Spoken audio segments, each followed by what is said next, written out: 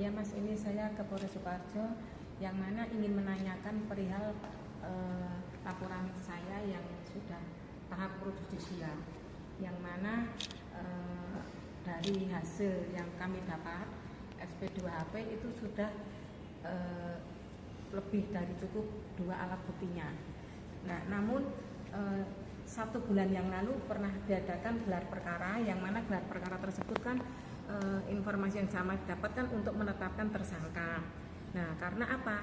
Bukti-bukti sudah disita oleh polisi, baik dari UNSA maupun dari kami maupun dari nilai NIM yang dipakai oleh YM dalam mendapatkan ijazah tersebut. Nah, namun pada gelar kemarin itu tidak mengerucut ke penetapan tersangka, justru penyidik diberi PR untuk mencari ahli lagi. Nah, ahlinya itu sampai kapan? Sedangkan bukti yang sudah dibawa oleh penyidik sudah lebih dari cukup. 1, saya dapat dokumen yang saya dapat. Nah, pada tahun 2009 yang bersangkutan itu sudah mendapatkan ijazah. Sedangkan pada saat saya mengcek and recheck ke Dikti, dia itu seharusnya 2011 itu masih menempuh beberapa mata kuliah. Nah, mata kuliah yang harus dia temui itu banyak, Mbak. Ini contohnya nih, saya kan menemukan profil dia. Ini dia itu seharusnya 2011 ini dia masih menempuh hukum ekonomi, ilmu negara, skripsi dan lain-lain. Nah, terus di 2010 juga dia seharusnya masih menempuh beberapa mata kuliah. Nih, banyak banget mata kuliah yang harus dia tempuh. Nah, namun di 2009 dia sudah lulus.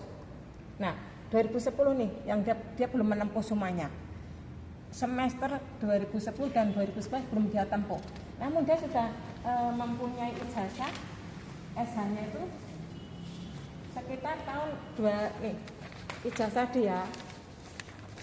Ini ijazah dia ini dia 2009.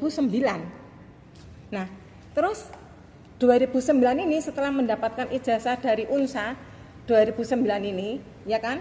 Dia pakai untuk PKPA untuk menjadi lawyer itu sekitar 2010.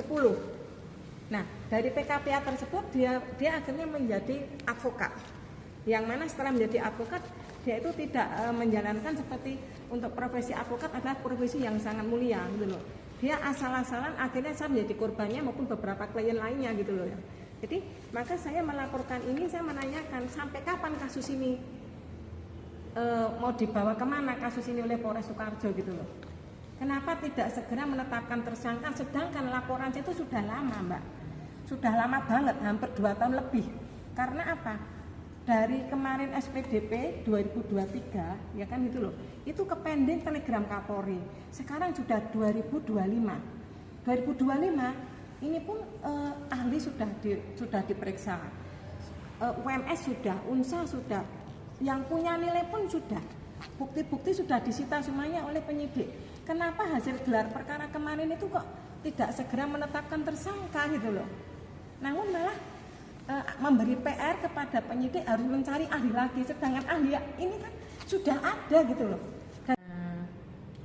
Mulai ya, saya datang ke sini berharap saya bersilaturahmi menghadap Pak Kapolres yang baru. Saya kan telah melaporkan tentang dugaan dokumen palsu yang telah dipakai oleh Yainal Mustafa, yakni dokumen tersebut dia memakai surat istilahnya nilai dari orang lain untuk dipakai mendapatkan gelar SH, yakni NIM tersebut adalah NIM C10.001.0099. Nah, NIM tersebut adalah NIM dari Anton Wijanarko, yang mana saya sudah mendapatkan surat keterangan dari Biro Administrasi Akademik UMS sekitar tahun 2020. Jadi kami mengetahui bahwa Yainal Mustafa telah menggunakan dokumen palsu NIM milik orang itu sekitar tahun 2019 gitu loh. Nah, 2019 tersebut saya sudah membuat surat ke Dikti dan saya menanyakan, ternyata saya dapat jawaban dari Dikti bahwa Yainal Mustafa itu pindahan dari UMS kuliah hukum di UNSA. Namun pada kuliah tersebut dia 2009 sudah lulus. Dalam jangka hanya beberapa bulan dia sudah mendapatkan ijazah SH. Setelah ijazah SH tersebut keluar 2009, dia ikut pendidikan advokat 2010. Sedangkan sesuai data dari Dikti 2011, 2010 itu seharusnya masih menempuh kuliah gitu Mbak. Ya, Pak Kapolres. Selain saya mau silaturahmi, saya juga akan menyampaikan perihal data-data yang saya punya. Namun beliau baru ada kepentingan Jumat apa saya nggak tahu. Saya juga sudah menghubungi Pak Kasat dan saya pokoknya pengen segera ada gelar untuk penetapan tersangka. Saya minta secepatnya sebelum puasa ini saya ingin segera ada kejelasan.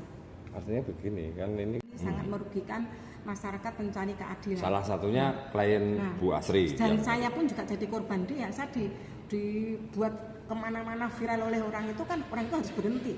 Kalau nanti dia sudah terbukti bahwa ijazahnya itu dari dia menggunakan NIM-nya orang, otomatis seluruh surat kuasa dia yang dipakai untuk dia menjadi pengacara akan gugur semuanya.